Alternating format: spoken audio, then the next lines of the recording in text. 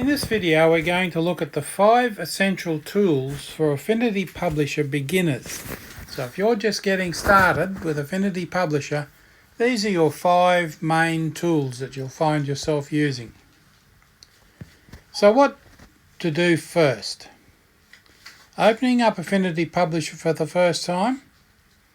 As a complete beginner, the interface can seem a little intimidating, but you can get started creating amazing designs straight away using just these 5 versatile tools. You'll find all of these beginner-friendly tools in easily accessible panels, docked to the left-hand side of the Publisher workspace, or directly on top of the interface along the top toolbar. Now, number 1, the selection tools. These are the tools you use to select different elements. Now, the first one and the main one is called the Move tool. It's top beginner tool number 1, the Move tool. Its shortcut is the letter V on the keyboard, which is the tool activated by default when you first open up Affinity Publisher. You can find it at the very top of the Tools panel on the left-hand side. Use this tool to select things. This is your go-to tool for when you want to move or scale items. Select text frames, images frames, shapes, and with this tool to move them elsewhere, or click and drag corners of objects to adjust the size. Hold down Shift while using this tool to keep the proportions of an element fixed. Now, second in the selection tools is the Node tool. It's just below the top one. It's the white arrow sitting below the Move tool on the panel and is better suited for adjusting the position of individual points. And you can see them there in that branch with the flowers on that I've got there. Use this when editing the anchor points of shapes or vector elements. Click on the object with the Node tool and you'll notice that small white squares appear around the edges. Click again on one of these white squares to select the anchor point directly and drag or use the arrow keys on your keyboard to adjust it. So you can change the shape of that element by dragging on those nodes. Number 2, the Text Frame tool. Very important, this one. As a beginner to Affinity Publisher, you'll want to get to grips with creating text. Affinity Publisher is a publishing program, and as a result is perfectly designed for creating pro-standard typography. The Text Frame tool, shortcut T, is your gateway tool for putting together your very own text-based designs. Select the Text Frame tool and drag onto the page to create a new text frame, or click into an existing text frame to activate editing. So if you have a text frame with text in it already, you simply click on the text tool and the frame and you're ready to change the text that's in the existing text frame.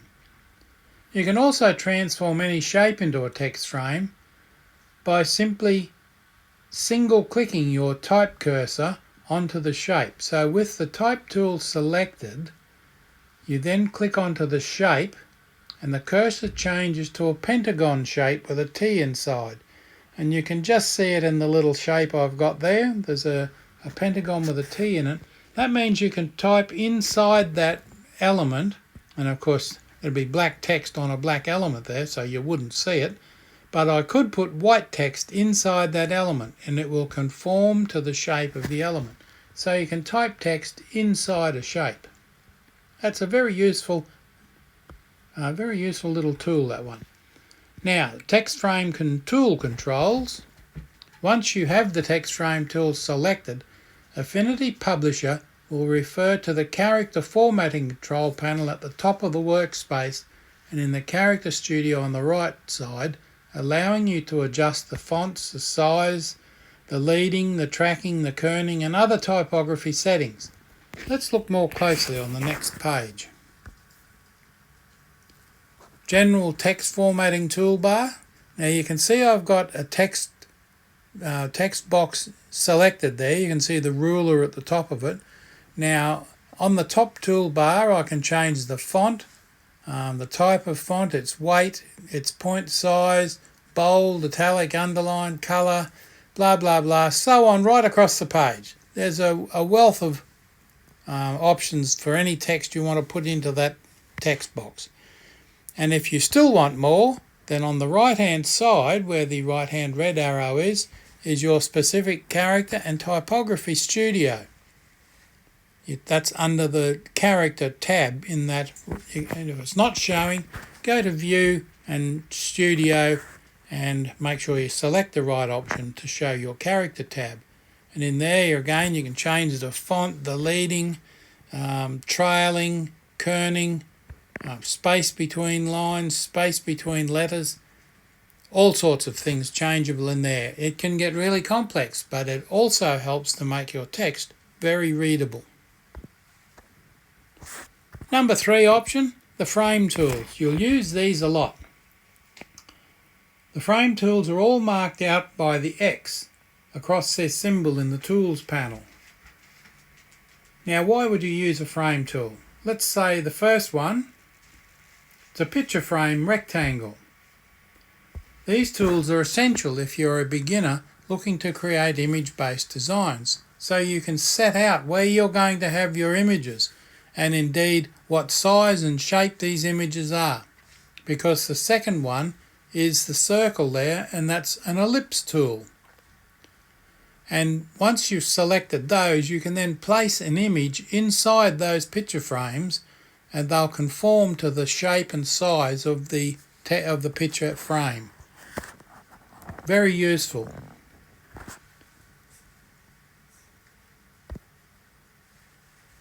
Simply choose your tool, then click and drag onto the page to create an image frame. Hold down the Shift key while you drag to create a perfect square, or in the ellipse tool to create a perfect circle or polygon. Raster images in Affinity Publisher are always placed inside frames, and this allows you to apply effects to either the containing frame or the image itself, or both. To select the image directly, double-click inside the frame. The edges of the image will be made visible, and you can adjust the position or scale if you wish. To apply effects to your image frame, head up to the control panel on the top menu. You can also modify images in the Effects Studio on the right-hand side. And as you may be aware by now, there are a number of ways that you can change the image that you have on the page.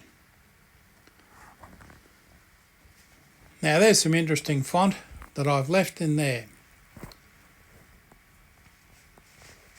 This is the shape tools.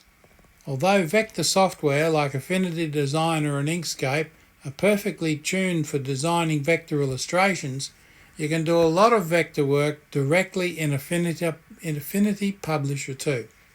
The simplest way to create vector shapes is to use the shape tool. These can be found just above the frame tools. Click on the little down-facing triangle to expose the other shapes, and you can see the list of shapes there that I've drawn out. You can choose from a variety of shapes. Click and drag onto the page to create a shape, holding the Shift to create perfect proportions. You can draw lines with the pen tool if you want to draw freehand lines. Once your shape is created, you can edit colour using the control panel along the top and adjust the width and style of the stroke of your shape and the fill colour. As with image frames, you can also apply effects like transparency, gradients and drop shadows.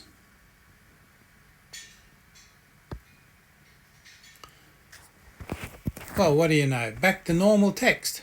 You can create more advanced vector designs by using the pen tool, which makes a great team alongside the shape tools. Use the pen tool to create custom anchor points.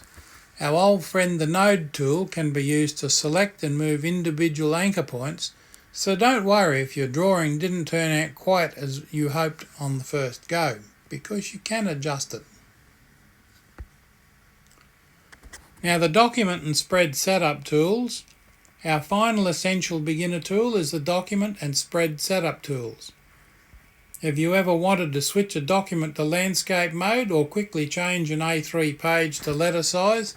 The document tool, which is under File, next to Affinity Publisher's name, under File, you've got document setup and spread setup, and you can change all the primary elements of your document using those two tools. I wouldn't try and do this when you've got a completed document. It'll turn out to be an awful mess because you'll have to reposition everything. But it's especially useful when you're first setting up your document. Changing page sizes and dimensions is not something you want to do often, especially when you have completed the document. But sometimes it happens. The power of master pages comes into its own in this regard. However, you can change individual pages or master pages. It's a powerful tool. Use with care. Thank you for watching this quick little beginner's guide. Remember to subscribe to my channel. Share the love.